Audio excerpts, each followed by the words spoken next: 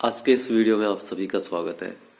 आज हम प्रमुख समकालीन कवि धूमिल और उनकी प्रमुख कविता मोचीराम का अध्ययन करेंगे, उसकी व्याख्या करेंगे और हम उस कविता के माध्यम से जानेंगे कि किस प्रकार धूमिल ने समकालीन समय के मनुष्य की सामाजिक विद्रूपताओं, राजनीतिक असंगतियां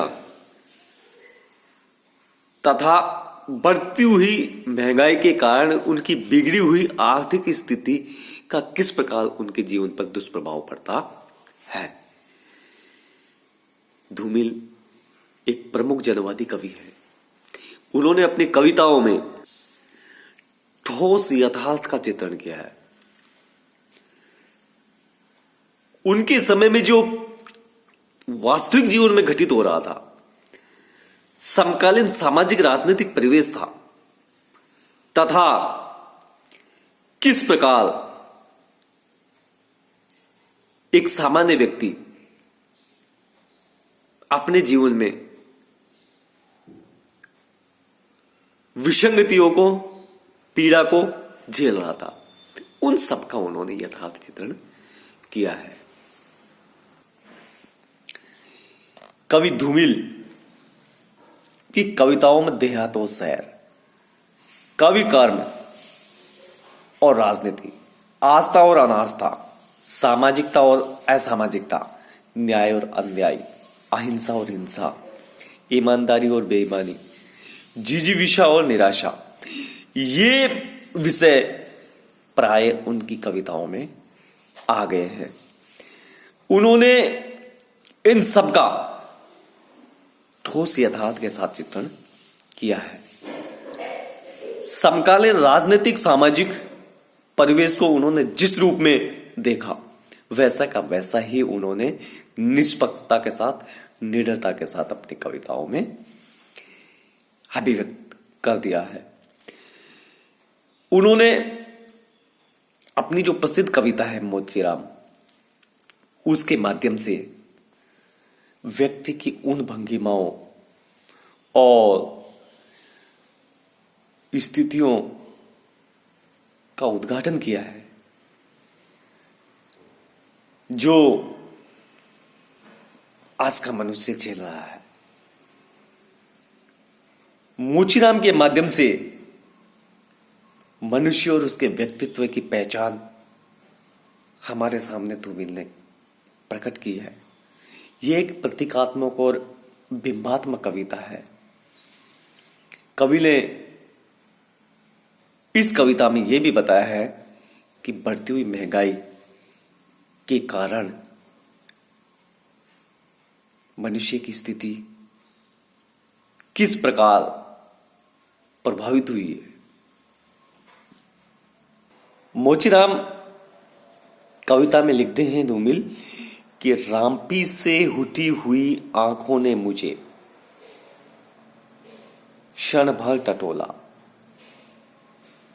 और फिर जैसे पतियाए हुए स्वर में वह हंसते हुए बोला, बाबूजी सच कहूं मेरी निगाह में न कोई छोटा है न कोई बड़ा है, मेरे लिए हर आदमी एक जोड़ी जूता है जो मेरे सामने मरम्मत के लिए खड़ा है। रामपी का तात्पर्य होता है मोची के काम में आने वाला औजार। पतियाए का अर्थ होता है विश्वास से भरे हुए। इस अंश में कविवल धूमिल ने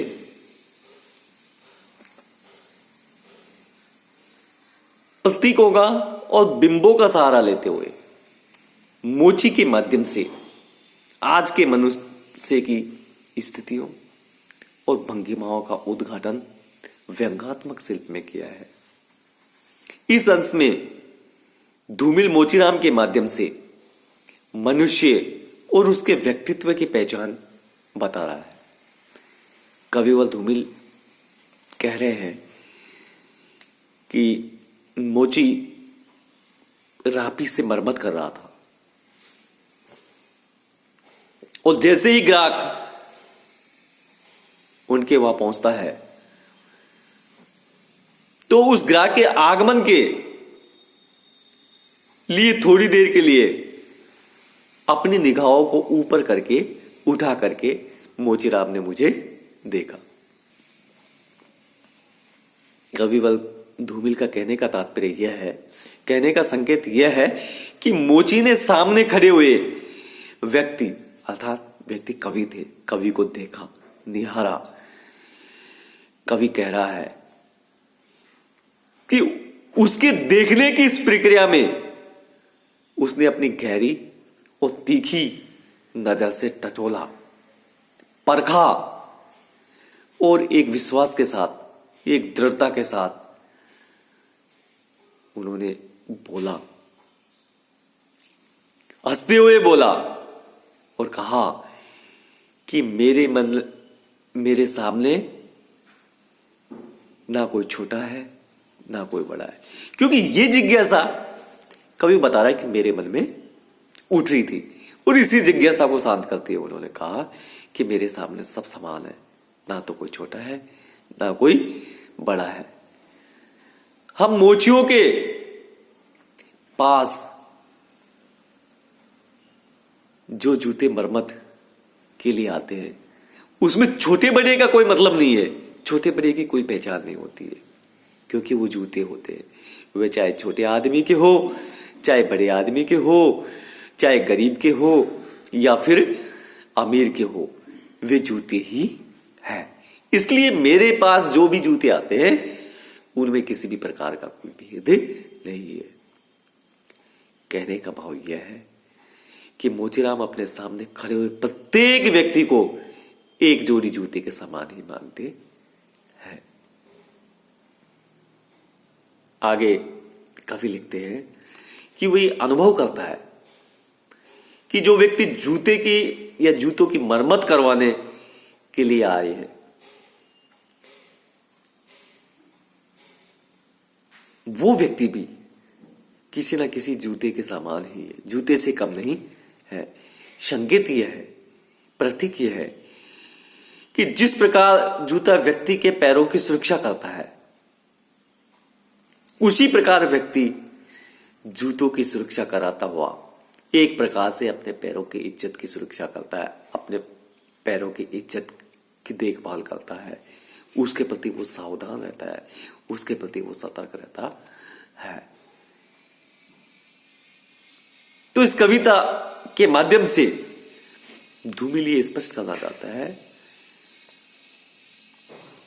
कि जो व्यक्ति जिस पेशे में होता है वह उसी पेशे की पद्धति की प्रत्येक क्रियाकलाप का मूल्यांकन करता है, निरीक्षण करता है और उसका स्वभाव भी उसी के अनुसार हो जाता है। सामने आए हुए व्यक्ति को मात्र एक जोड़ी जूता समझकर धूमिल ने ये संकेत दिए हैं कि आज स्थिति ये हो गई है, स्थिति अब बदल गई है कि प्रत्येक व्यक्ति अपना जो भी दृष्टिकोण रखता है उसे वह स्पष्ट नहीं कर पाता है। व्यक्ति का क्या दृष्टिकोण है, वो क्या सोचता है, उसके मन में ही अटका रहता है। उस दृष्टिकोण को वो अभिव्यक्ति नहीं दे पाता, स्पष्ट नहीं कर पाता है। किस प्रकार कविवल धूमिल ने मोचीराम के माध्यम से व्यक्ति के दृष्टिकोण, उसके पेशे, उसकी विचारधारा को प्रकट किया है, ये इस अंश से हमें स्पष्ट हो जाता है। आगे कविवल धूमिल लिखते हैं, और असल बात तो यह है कि वह चाहे जो है, जैसा है, जहां कहीं है, आजकल कोई आदमी जूते की नाप से बहाल नहीं है। फिर भी मुझे ख्याल रहता है कि पेशेवर हाथों और फटे हुए जूतों के बीच कहीं न कहीं एक आदत आदमी है जिस पर टांके पड़ते हैं। जो जूते से झांकती हुई अंगुली की चोट छाती पर हथौड़े की तरह सहता है।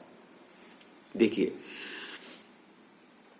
यहां मोचीराम के माध्यम से कविवर धूमिल ये स्पष्ट कर रहे हैं, ये प्रतिपादित कर रहे हैं कि आज की जो कठिन सामाजिक व्यवस्था है, इस सामाजिक व्यवस्था में प्रत्येक व्यक्ति अपने अपने जूतों के नाप के भीतर ही समाया हुआ, अर्थात अपने आप के अंदर ही समाया हुआ है। कवि धूमिल वर्णन करते हुए कहते हैं कि मोचीराम ने कहा कि बाबूजी, सच बात तो यह है कि आज कोई भी आदमी क्यों न हो, वह चाहे जैसा हो, जहां कहीं भी हो, अपने जूतों की नाप से बाहर नहीं है। अर्थात वर्तमान में महंगाई आसमान छू रही है और इस महंगाई के कारण वो अपनी सीमा से बाहर नहीं निकल पा रहा है, अपने जूतों की सीमा से बाहर निकल नहीं पा रहा है। इसी कारण सभी लोग दलित हैं, पददलित हैं, पीड़ित हैं, ऐसा लगता है जैसे शोषित हैं। फिर भी मैं हमेशा ये ध्यान रखता हूं कि मेरे पेशेवर हाथ और दूसरे की मरम्मत के लिए आया हुआ जूता, इन दोनों स्थितियों के बीच हमेशा एक सामंजस्य बना रहे, एक संतुलन बना रहे, एक रिश्ता बना रहे। आवश्यकता दोनों तरफ से है। उन दोनों की मजबूर आवश्यकताओं के बीच एक अनाथ आदमी, एक बेबस आदमी, एक बेचारा आदमी उसमें फंसा रहता है। उसी पर हमेशा इसी तरह सहन करता है और उसी पर हमेशा टाके लगते हैं। वही हमेशा फटे जूतों की झांकती हुई अंगुलियों की चोट को सहता है, जैसे अपने सीने पर कोई हथौड़े की मार सहता है। अर्थात आज की जो सामाजिक स्थिति है, बड़ी विद्रूपताएं लिए, बड़ी विडंबनाएं लिए, बड़ा असंतुलन लिए हुए है। समाज में जो असंतुलन है, उस असंतुलन के कारण ही हमेशा बेबस और ऐसा ही व्यक्ति को ही मार झेलनी पड़ती है, उसे ही इस समस्या का सामना उठाना पड़ता है। और आर्थिक स्थिति के कारण, आर्थिक दबाव के कारण, महंगाई के कारण आज व्यक्ति सिमट कर रह गया है। उसकी मानसिक संवेदना सिकुड़ गई है। वो चाहता हुए भी अपनी परिधि से, अपनी सीमा से बाहर नहीं निकल पा रहा है। किस प्रकार आदमी बेवश हो गया है, किस प्रकार इंसान बेचारा हो गया है, इस संवेदना की अभिव्यक्ति मोचीराम कविता के माध्यम से कविवर धूमिल ने की है। धूमिल ने कहा है कि मेरे पेशेवर हाथ और फटे हुए जूते के मध्य संतुलन का रिश्ता बनाने की मैं कोशिश करता हूं। इन दोनों स्थितियों के बीच में सामंजस्य बैठाने की मैं कोशिश करता हूं, और यह सुनिश्चित है कि आवश्यकता मुझे भी है और जूतों के मालिक को भी है। लेकिन यह भी स्वतः सिद्ध है कि उन दोनों की मजबूर आवश्यकता के बीच एक बेचारा विवश अनाथ आदमी फंसा हुआ है, और उस इंसान को ही इन सब समस्याओं को झेलना पड़ता है। अर्थात टाके उसी के लगते हैं और चोट भी वो ही सहता है। जिस प्रकार अपने सीने पर हथौड़े की मार सहता है, उसी प्रकार इन सब समस्याओं को उसी को झेलना होता है। देखिए किस प्रकार कविवर धूमिल ने मानवीय संवेदना की अभिव्यक्ति की है।